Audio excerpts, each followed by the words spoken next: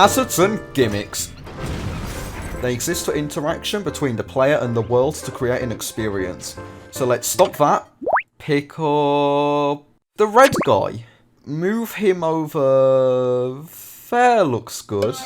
Now the focus of the game is between these two players rather than one and the world. In fact, since the dark times of 1976, there has been a platform for two people to have a scrap at each other on. Many fighting games have seen the layout of a flat stage and two characters having at each other. Whether the game be in 2D or 3D, the stage can have a variety of background details, but the actual battle plane always remains a static, simple shape. This is to accommodate for the new complex yet relatively stiff movement not akin to platformers. And when said movement is returned to the game, stages, hazards and gimmicks can be incorporated into the environment.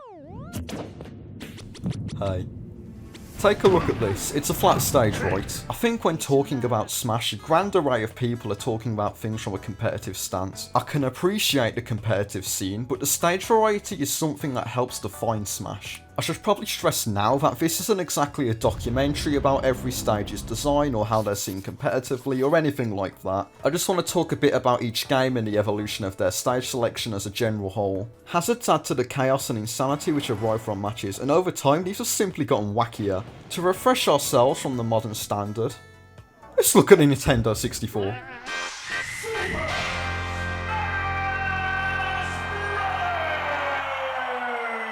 BlooperBro, that was a really good original idea. No, shut up! There's R-wings, this barrel, rising lava, this bumper, and clouds! That's mad. I know what you're thinking. Shh, calm down, that's so much. I respect what they did at the time as mostly inspired gimmicks ripped from the original worlds.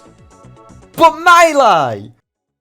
When many people think of Melee, the first thing that comes to mind is no items, final destination, and Fox only. Respect to those who enjoy it if people actually do play one-to-one like this, but wow, there's so much wacky gimmicks no one seems to know about. Melee made me feel part of specific places rather than just general versions of each world, and the stage gimmicks really help add to this. R-wings used to just fly around aimlessly.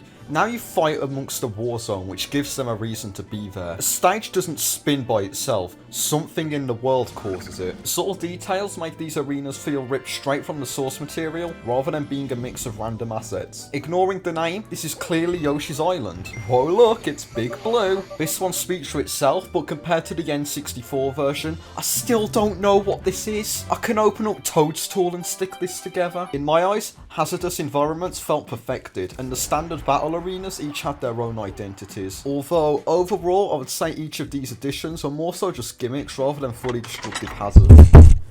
I think I knocked my mic over. Can we do a sound test?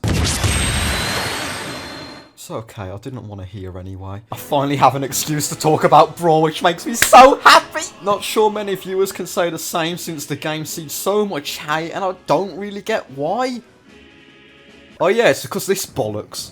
Brawl carried on building on what Melee left in place, and I think it's fair to say some stage hazards continued with simplicity.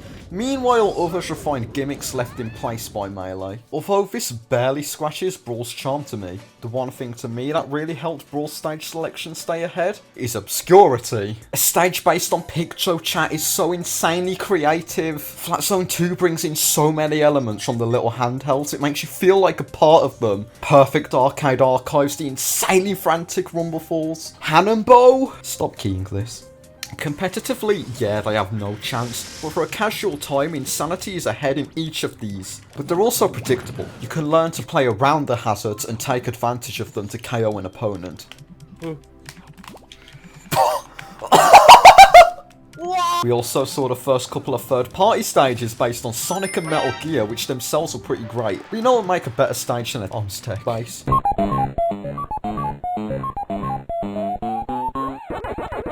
I'm amazed it took another 6 years to get there. Smash 4 was the same shtick. The Wii U game overall upgraded visually, which benefit every stage in some form, and the 3DS version did all it could to pack its stages into a 240p screen. I just want to say, I don't own a capture device that'll work with either a Wii U or a 3DS, so from here I'll be using trailer footage, archival footage, or ultimate gameplay of the returning stages. But anyway, let's look at... No. So, while I was editing this, my mate has been able to record 3DS and Wii U footage, so big up to him.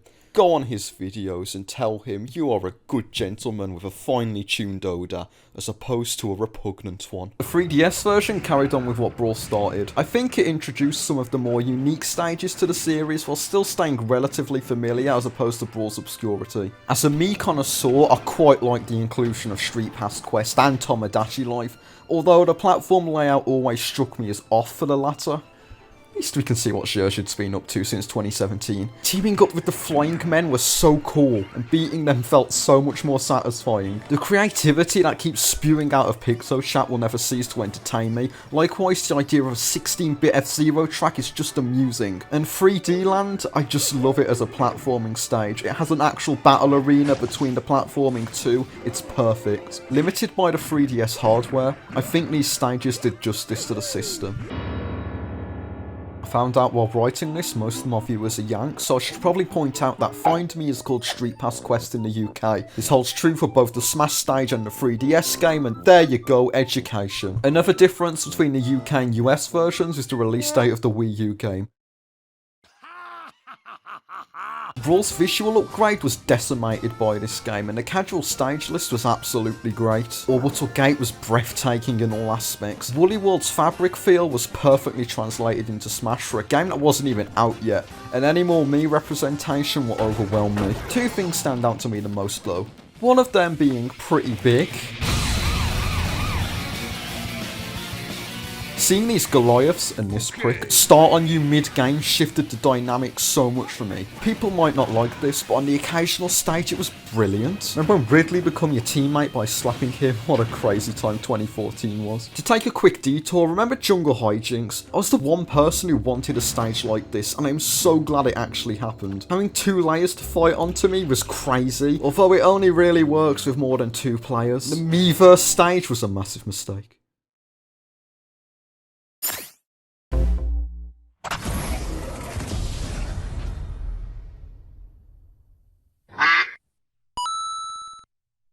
Cool, I guess. Seeing a modern rendition of Dracula's Room was neat. Honestly, I don't have too much to say about Ultimate's few stages. I think Murray Towers is an odd design choice, although I do appreciate the Splatfest themes. The tower is just a big dome, and the most interesting stage for me is New Donk Hall, but the actual stage gimmicks have already been done in various ways by other stages. Small additions are nice, an extra treat on top of the massive existing character roster and returning stage list, but it makes it feel like this might be the end of entirely new gimmicks that push limits. Future DLC holds potential, but once we're done with the shock of the series, I don't think an oddball pick like Hannibal will happen again, but I'll be gladly wrong if it does. That said, this entire series started based on simple ideas. It wouldn't even exist today without them. After over 100 unique places between the games, maybe the broken limits have been broken. Everybody who worked on these games did an impressive job to get as much as they could out of these stages, but whenever something new does happen, I'll have immense trust in the teams behind these worlds to make them as grand as possible.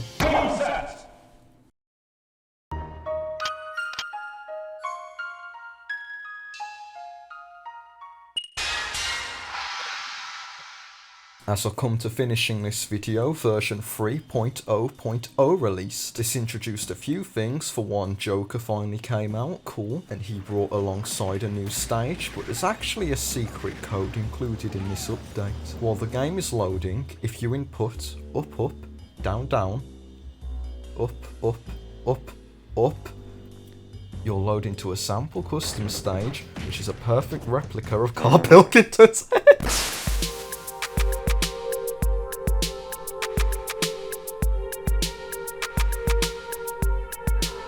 Hello? Can you hear me? Hello? Hey there, you made it to the end. Thank you. I'd like to make more stage select focusing on individual stages or sets of them in the future, so please let me know if you'd like me to talk about anything specific in the future. I'd suggest you watch the previous episode of Stage Select, but it's just old and bad. The stage of Mario Bros originates from the arcade title of the same name. The game... That's the third Smash effect we've done in this video. Instead, you should check out this 100% serious video of my proposal for Bubsy DLC in a future update. Otherwise, check out this video about a Mr. Blobby game on the Commodore Amiga if you want a piece of obscure British media in your life. Enjoy your pick if either interest you. Now subscribe.